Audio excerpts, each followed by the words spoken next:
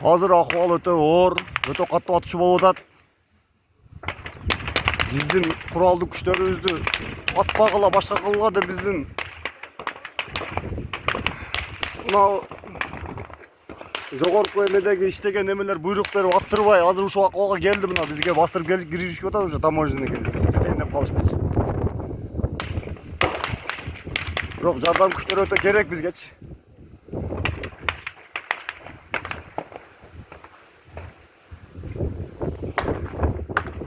Кадимкидей эле согуш башталды.